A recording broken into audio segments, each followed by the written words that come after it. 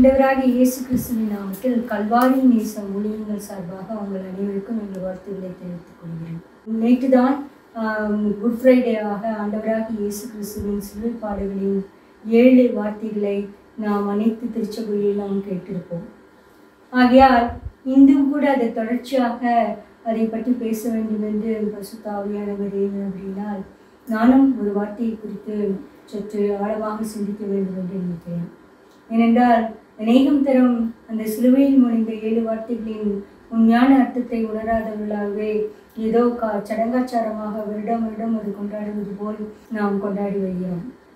ஐயா, நாம் எப்பொழுதும் சிலுவை பாடுகளை தியானிக்க ஆசையாக உள்ளவர்களாகவும் அதனுடைய அர்த்தத்தை உண்மையான அர்த்தத்தை தீவிரமாக உணர்ந்து கொள்ள முற்படுவர்களாகவும் இருக்க வேண்டும். ஆகையால் இந்த தருணத்தில் நான் ஆண்டவராகிய இயேசு கிறிஸ்து சிலுவையில் மொழிந்த 5ஆம் வார்த்தை தாகமாக இருக்கிறேன் என்பதை குறித்து சற்று தியானிக்கலாம் என்று நினைக்கிறேன். யோவான் 19:28 அதன் பின்பு எல்லாம் முடிந்தது என்று இயேசு அறிந்து வேத வாக்கியம் நிறைவேறத்தக்கதாக தாகமாக இருக்கிறேன் என்றார். பிரியமானவர்களே, இங்கு ஆண்டவராகிய இயேசு கிறிஸ்து 4வது வார்த்தையிலே தன்னுடைய எல்லா காரியங்களையும் முடித்து விட்டார். அதனால்தான் இந்த வசனத்தில் சொல்கிறது எல்லாம் முடிந்தது என்று அறிந்து வேத வாக்கியம் நிறைவேறத்தக்கதாக தாகமாய் இருக்கிறேன் என்று கூறுகிறார். அப்படி என்றால் ஆண்டவராகிய இயேசு கிறிஸ்து உண்மையாகவே அவர் தாகத்தினால் வருந்தவில்லையா? வருந்தினார். ஏனென்றால் வியாழன் இரவில் அவர் கைது செய்யப்பட்டு பிரதான ஆசாரியனிடத்திற்கும் பிலாத்துவினிடத்திற்கும் ஏரோதினிடத்திற்கும் மாறி மாறி அவர் விசாரணைக்காக அலைக்கழிக்கப்பட்டார். மேலும் பிலாத்துவினால் அவர் 39 முறை வாரினால் அடிக்கப்பட்டு அவருடைய முதுகு அப்படி உழுத நிலம் போல் தொங்கினது. முள்முடி சூட்டி அதிலிருந்தும் இரத்தம் அழிந்து கொண்டிருந்தது. ஏராளமான இரத்தம் அவரிடமிருந்து வெளியேறினது.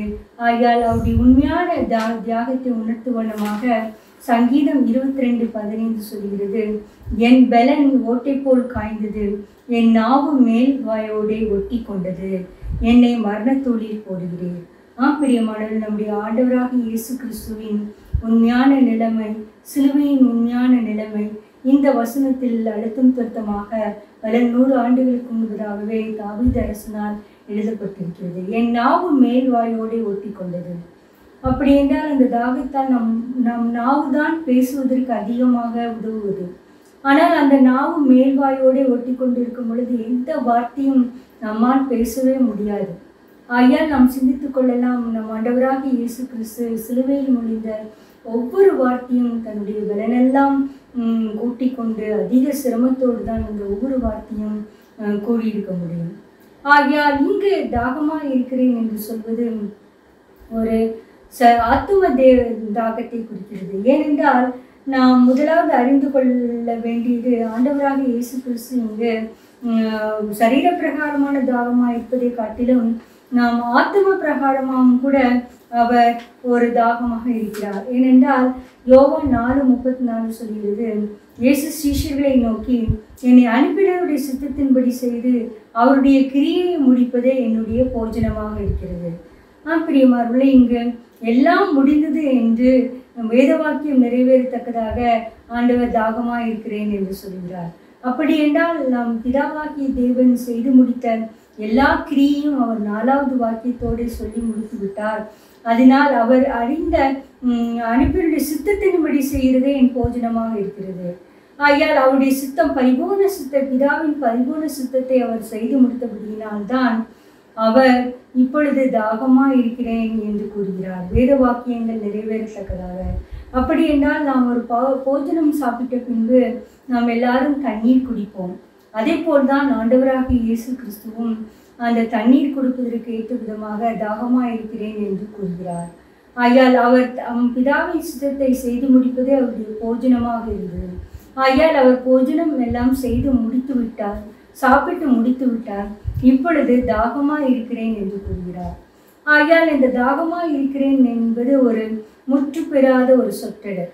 ஆண்டவராகிய இயேசு கிறிஸ்துவின் தாகத்தை யாரெல்லாம் தணிக்கிறார்களோ அந்த சொற்றொடரில் நம்முடைய பெயர்களையும் இணைத்து கொள்ள வேண்டும். ஏனென்றால் இப்பொழுது நாம் பரீட்சை எழுதும் பொழுது கோடிட்ட இடங்களை நிரப்புவது போல தாகமாக இருக்கிறேன் என்று ஒரு டேஷ் டேஷ் என்று இருக்கிறது. அந்த தாகமாய் இருக்கிறேன் என்ற சொற்றொடரின் படத்தில் நம்முடைய பெயரையும் காணப்பட வேண்டும். யாரெல்லாம் ஆண்டவராகிய இயேசு கிறிஸ்துவின் தாகத்தை எவ்வாறெல்லாம் தீர்த்தார்களோ அவருடைய பெயரிலெல்லாம் ஜீவ புஸ்தகத்தில் எழுதப்பட்டுவிடும்.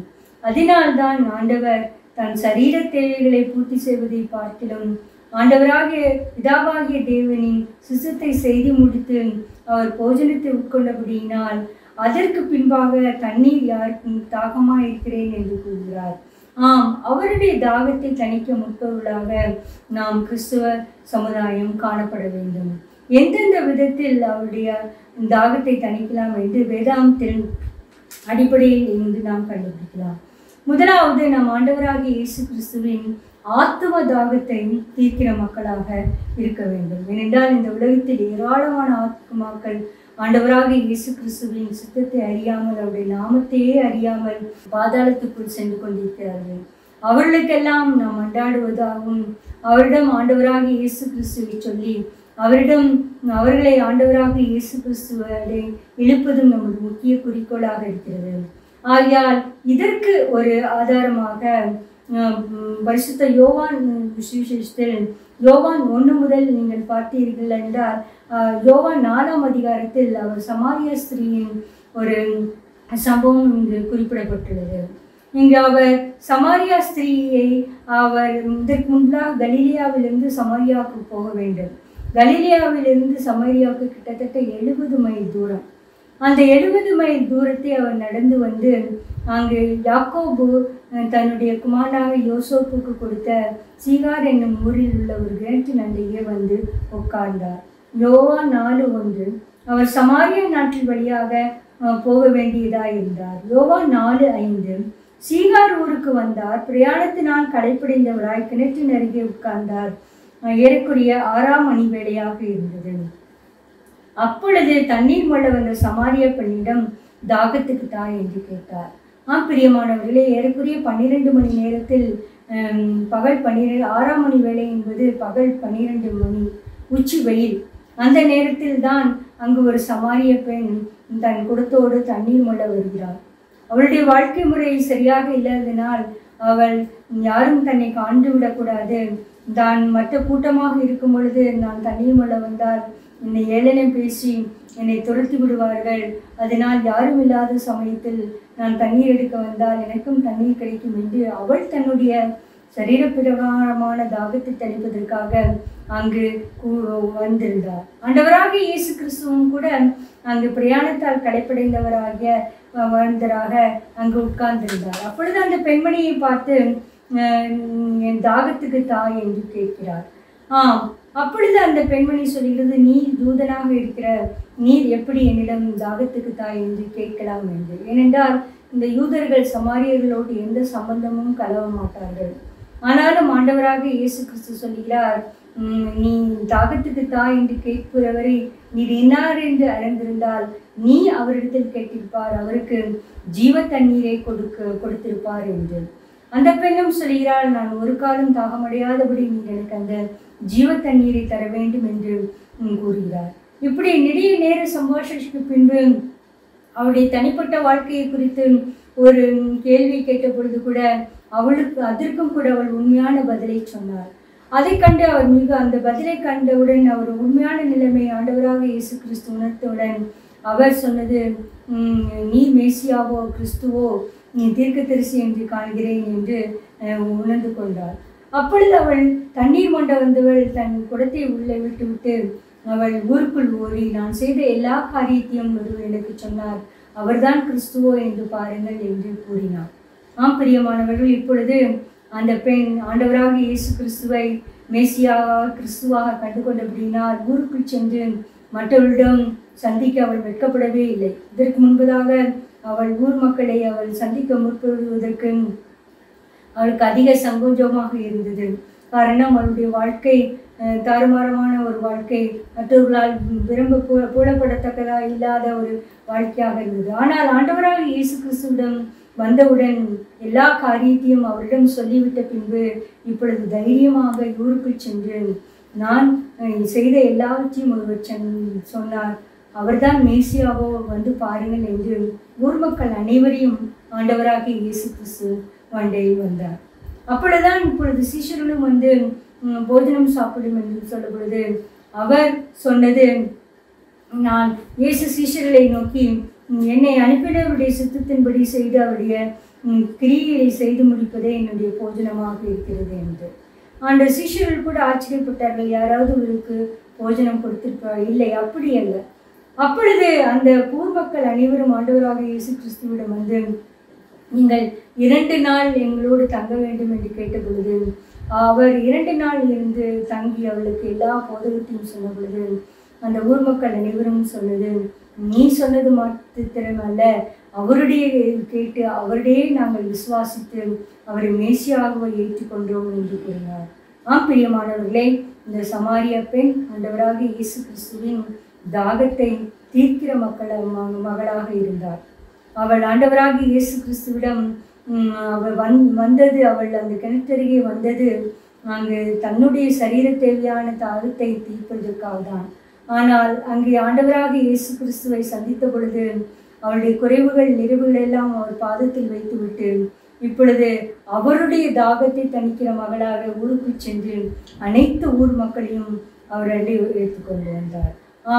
இதுதான் தாகமாக இருக்கிறேன் என்ற சொற்றொடரின் முற்றுப்பெறாத சொற்றொடரின் ஒரு அர்த்தம். இந்த சமாரியா பெண் ஆண்டவராக இயேசு கிறிஸ்துவின் தாகத்தை, ஆத்ம தாகத்தை தீர்க்கிற மகளாக இருந்தார்.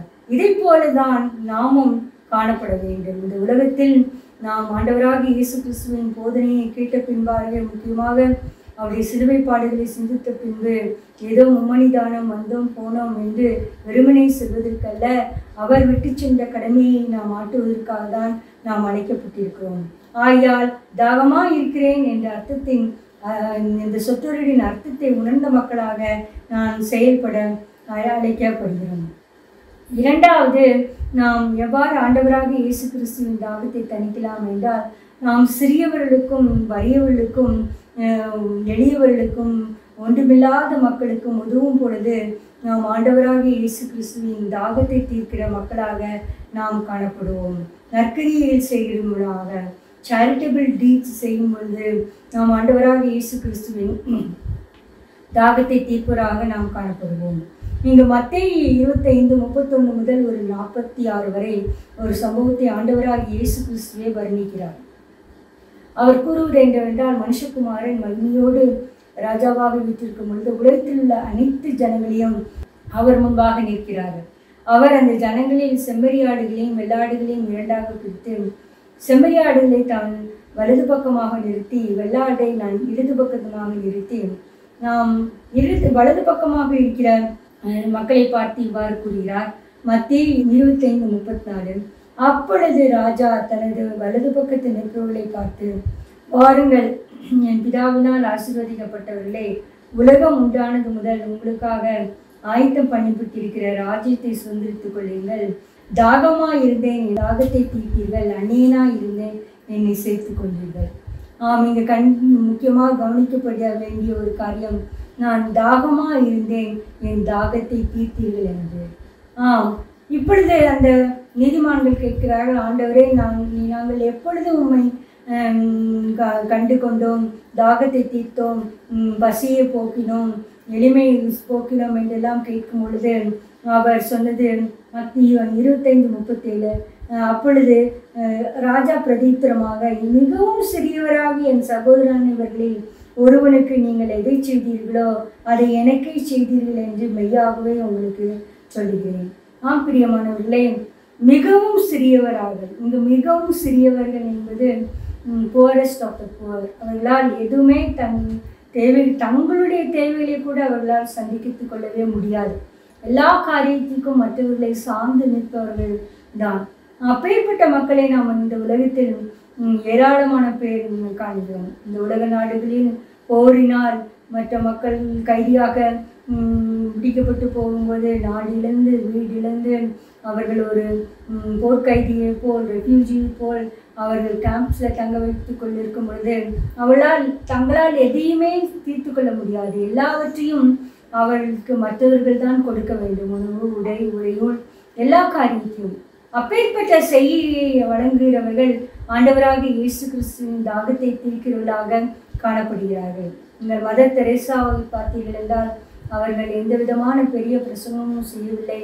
ஆனால் கல்கத்தா நகரில் கிடந்த வறியவர்களும் எளியவர்களும் பொருட்களால் நிறைந்த மக்களும் தொழுநாயகளையும் தூக்கி கொண்டு போய் அவர்களை காயம் பண்ணி நல்ல காயத்தை கட்டி அவர்களை எல்லாம் ஒரு டீசெண்டான ஒரு டெத் பரியல் கொடுப்பதற்கு அவர் அனுமதித்தார்கள். அவர்கள் ஆண்டவராக இயேசு கிறிஸ்துவின் தாகத்தை தீர்க்கிற மகளாக காணப்பட்டார்கள். ஆகையால் இதை கேட்டுக்கொண்டிருக்கிற பிரியமானவர்களே, நாம் எவ்வாறு செயல்படுகிறோம்? நம் ஆண்டவராக இயேசு கிறிஸ்துவின் தாகத்தை அவங்களுடைய ஒரு சேரிட்டபிள் டீட்ஸ் நற்செய்தியினால் நாம் தீர்த்து கொண்டிருக்கிறோமா? இங்கு முக்கியமாக கவனப்பொருள் உலக மக்கள் அனைத்தையும் ஆண்டவராக இயேசு கிறிஸ்து முன்பாக நியாயஸ்தானத்துக்கு முன்பாக நிற்கிறார்கள். அப்பொழுது எந்த ஜாதி, எந்த மதம், எந்த இனம் ஆண்டவராக நீங்கள் ஏற்றுக்கொண்டீர்களா என்றெல்லாம் ஒன்றுமே அவரிடம் கேட்கப்படவில்லை. நான் தாகமாயிருந்தேன், என் தாகத்தை தீர்த்தீர்கள் என்றுதான் குறிப்பிடுகிறார். ஆகையால் எத்தகைய மதத்தினராக இருந்தாலும் ஆண்டவராக இயேசு கிறிஸ்து முன்பாக நிற்கும் பொழுது மிகவும் சிறியவரான ஒருவருக்கு நாம் உதவி செய்யும் பொழுது அது தேவனுக்கே செய்ததாக காணப்படும். பிதாவினால் உலக தோற்றம் முதல் ஆயத்தப்பட்ட ஒரு ராஜ்யத்தை நாம் சுமந்து கொள்ள மக்களாக இருக்க வேண்டும். அது எப்பொழுது எவ்வாறு என்றால் ஆண்டவராக இயேசு கிறிஸ்துவின் தாகத்தை தீர்க்கும் பொழுதுதான். ஆண்டவராக இயேசு கிறிஸ்துவும் கூட அந்த வெரிகோ நகரின் வீதியில் குற்றுயிராக கிடந்த ஒரு மனிதனை பார்க்கிறார்கள். அந்த மனிதனை பார்த்து ஆசாரியனும் லேவியனும் பக்கமாக விலகி போகிறார்கள். ஆனால் அந்த பக்கமாக வந்த ஒரு சமாரியன் அந்த குற்றுயிராய் கிடந்த மகனை எடுத்து தன் கழுதையின் மேல் ஏற்றி சத்திரத்தில் வைத்து பராமரித்து பிற்பாடு புரட்டு செல்லும் பொழுது 2 பணத்தை கொடுத்து இதற்கு மேலாக ஏதாவது இருந்தால் நான் உனக்கு தருகிறேன் என்று கூறிவிட்டு போனார்கள். பிரியமானவர்களே, இந்த காரியம் ஆண்டவராக இயேசு கிறிஸ்து சொன்னது. அப்படி என்றால் நாம் வேத நிபுணராக இருக்கிறதை காட்டிலும் வல்லமையாக பிரசனம் செய்கிறவர்களை காட்டிலும் ஆசாரியனாக லேவியராக எல்லா வேத நூல்களையும் கற்றிருந்தவர்களை காட்டிலும் இந்த சேரிட்டபிள் டீட்ஸ் செய்த அந்த சமாரியன் தான் ஆண்டவராக இயேசு கிறிஸ்து முன்பாக பிரதானமானவராக காணப்பட்டார். ஆகையால் இதை கேட்டுக்கொண்டிருக்கிற பிரியமானவர்களை நாம் எவ்வாறு ஆண்டவராக இயேசு கிறிஸ்துவின் தாகத்தை தணிக்கிற மக்களாக ஏழைகளுக்கும் எளியவர்களுக்கும் வறியவர்களுக்கும் நம்முடைய பொருளாலும் உதவியாலும் எவ்வாறு செய்கிறோம்? நம்ம ஹாஸ்பிட்டல் சென்று மற்றவர்களை விசிட் பண்ணலாம். அல்ல என்றால் குற்றுயிராய் கிடைக்கிற இல்லை வியாதிப்பட்டு இருக்கிறவர்களுக்கு நாம் முழங்காலிலிருந்து ஜெபம் பண்ணலாம். என்றால் ஜெபம் அனைவருக்கு எனக்கு தாளந்து இல்லையே, மற்றொரு இயேசு கிறிஸ்துவை பற்றி சொல்ல எனக்கு பயமாக இருக்கிறது, நான் அவ்வளவு வாக்குவன்மை இல்லை என்றெல்லாம் கூறலாம். ஆனால் ஜெபிப்பதற்கு எந்த வாக்குவன்மையும் தேவையில்லையே, உதவிக்கரம் நீட்டுவதற்கு எந்த ஒரு பெரிய காரியமும் தேவையில்லையே, டேலண்ட்டும் தேவையில்லையே. ஆகையால் நாம் நிச்சயமாகவே தாகமாக இருந்தேன், தாகத்தை தீர்த்தீர்கள் என்று சொத்துவதற்கு மகிமையாக நாம் ஜீவிக்க வேண்டும். இங்கு இந்த தாகத்தை தீர்க்காத ஒரு மனிதன் பற்றியும் கூட ஆண்டவராக இயேசு கிறிஸ்து கூறுகிறார். லாசரு ஐஸ்வர்யவான் குறித்து லூக்கா 16:19 முதல் 31 வரை பார்த்தீர்கள் என்றால் இங்கு லாசரு ஐஸ்வர்யவான் 2 இதுவும் ஆண்டவராக இயேசு கிறிஸ்து அவரே சொன்னது. லாசரு ஐஸ்வர்யவான் இருந்தார்கள். இந்த ஐஸ்வர்யவானோ மிகவும் சம்பரணமாக சாப்பிட்டு எப்பொழுது பார்த்தாலும் செல்வத்தில் விழுந்து கொண்டே இருந்தான். அவன் சம்பாதித்த காசு தான், அவனுக்கு எல்லா ரைட்ஸும் உண்டு. தன்னுடைய பணத்தை சம்பாதித்த பணத்தை அனுபவித்திருக்கு சம்பரமாக வாழ்ந்து கொண்டார். ஆனால் அவன் செய்த ஒரு காரியம் மிக தவறான காரியம். தன் வாசல் அருகே இருந்த லாசருவை கவனிக்காமல் போனதுதான். லாசருவோ பருக்கள் நிறைந்தவனாகவும் அவன் அந்த ஐஸ்வர்யவான் மேஜின்கிறது ஒரு துணிக்கையாக எனக்கு கிடைக்காதா, எவ்வளவு வேஸ்டாக போகிறது, எவ்வளவு காரியம் வீணாகப்படுகிறது, எனக்கு அது கொடுக்க மாட்டார்களா என்று ஏக்கத்தோடு பார்த்து கொண்டே இருந்தான். ஆனால் அது கூட அவனுக்கு வழங்கப்படவே இல்லை. ஆகையால் நாம் நமக்கு வழங்கும் உணவுப் பொருள்களை குறித்து, நாம் சாப்பிடும் உணவுப் பொருள்களை குறித்து வீணாக்கிறோமா என்பதை குறித்து அதிக கவனமாக இருக்க வேண்டும்.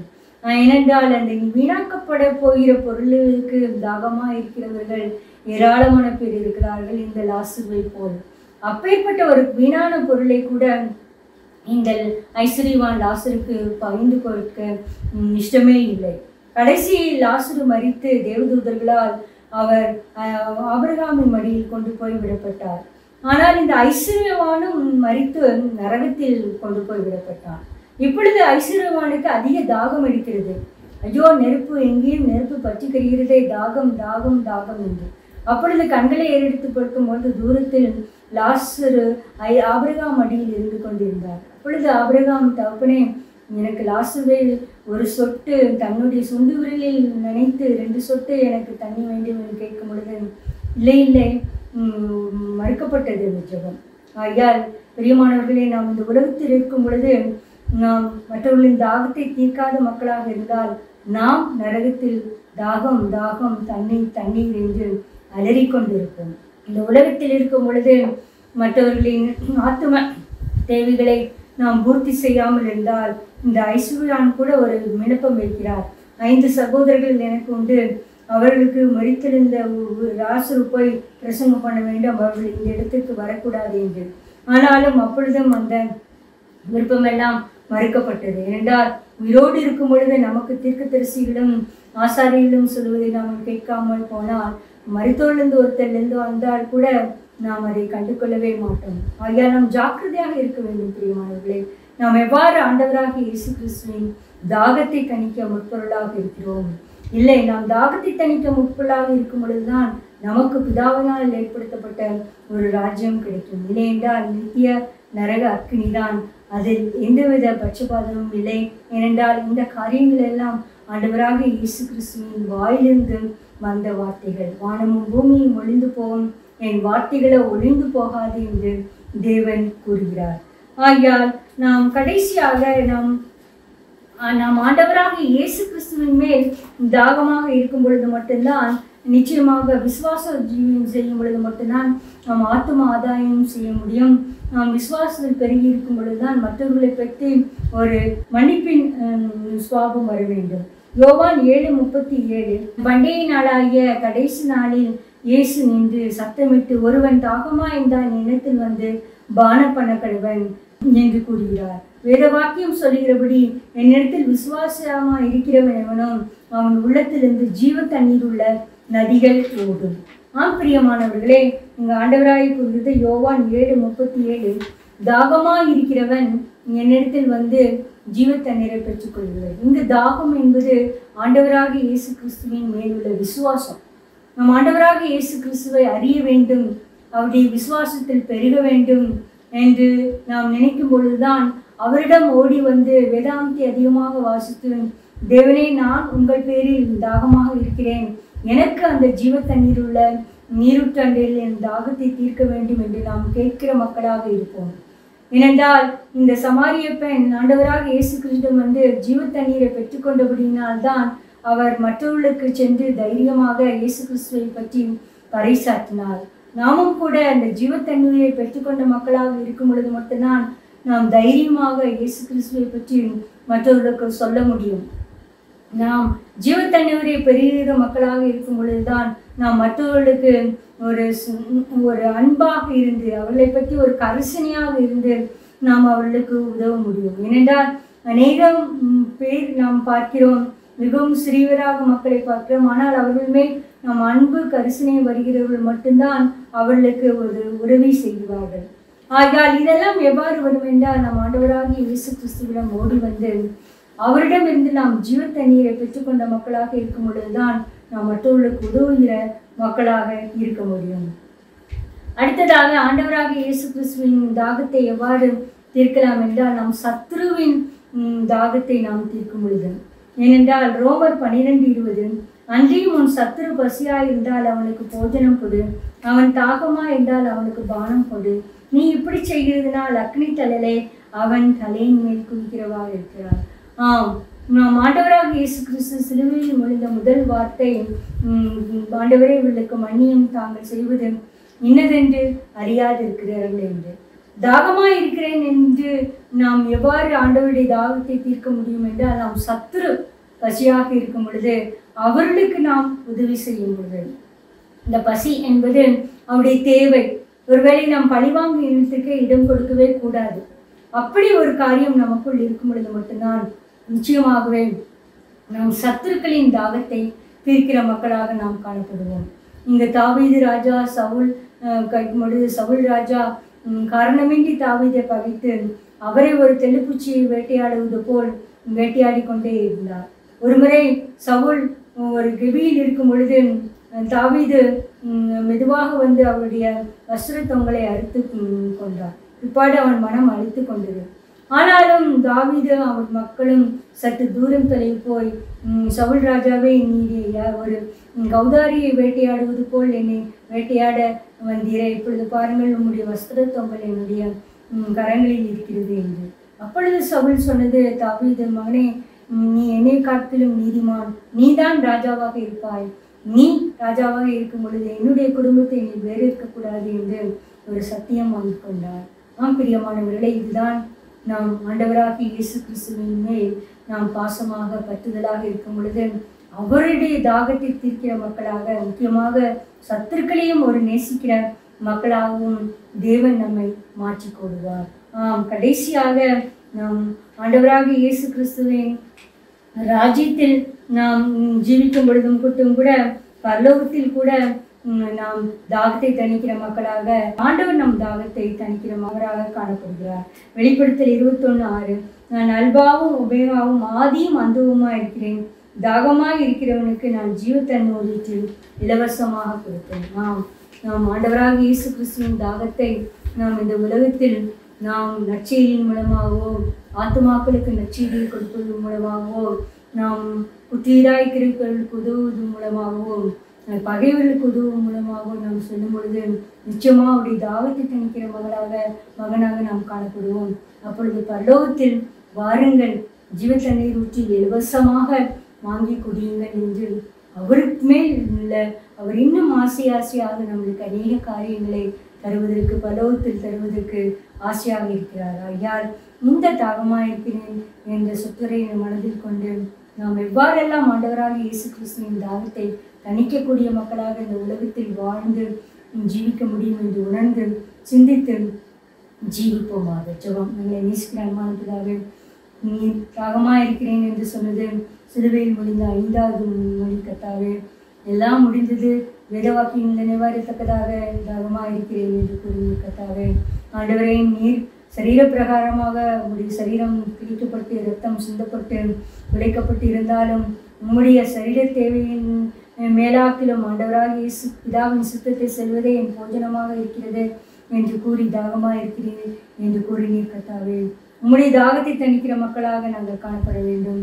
அந்த சமாரியா பெண் ஆண்டவரே, தன்னோர் தாகத்தை தீர்க்க வந்தவள் உம்மிடமிருந்து தாகத்தை தணித்து கொண்டு ஊர் மக்களையே கூட்டிக் கொண்டு வந்து உம்முடைய ஆத்ம தாகத்தை தீர்த்தார் கர்த்தாவே. ஆண்டவரே, அதே போல்தான் ஆண்டவரே, மிகவும் சிறியவர்களாக ஒருவருக்கு என்ன செய்தில்லை, எனக்கே செய்தில்லை என்று தாகமாக இருந்தேன், தாகத்தை தீர்த்தீர்கள் என்று எங்களுடைய சேரிட்டபிள் டீட்ஸ்னால உம்முடைய தாகத்தை தீர்க்கிற மக்களாக காணப்பட வேண்டும் என்று கெஞ்சுகிறோம். ஆண்டவரே, சத்துருக்களுக்கு நாங்கள் உதவும் பொழுது உம்முடைய தாகத்தை தீர்க்கிற மக்களாக நாங்கள் காணப்படுவோம் கர்த்தாவே. இந்த உலகத்தில் நாங்கள் தாகத்தை தீர்க்கிற மக்களாக காணப்படாவிட்டால் ஆண்டவரே, அந்த லாசர் ஐஸ்வர்வான் கதையில் வந்த போல அந்த ஐஸ்வர்வான் அலறினது போல தாகம் என்று அவனுக்கு அந்த தாகத்தை தீர்க்க யாருமே இல்லை. ஆத்ம தாகத்தையோ சரீர தாகத்தையோ அப்படி ஒரு காரியத்தை நாங்கள் சென்று விடாதபடி எங்களை பாதுகாக்க வேண்டும் என்று கெஞ்சுகிறோம் கர்த்தாவே. ஆண்டவரே, நாங்கள் மறு உலகத்தில் வரும் பொழுதும் அந்த ஜீவ தண்ணீர் ஊற்றில் நாங்கள் பருகி எங்கள் தாகத்தை தணிக்கிற மக்களாக காணப்பட எங்களை ஆயத்தப்படுத்த வேண்டும் என்று கெஞ்சுகிறோம். எல்லா துதி கனமை உமக்கு செலுத்துகிறோம். இரட்சகரும் மீட்பருமாகிய இயேசு கிறிஸ்துவிடம் வேண்டிக் கொள்கிறோம் பிதாவே. ஆமென்.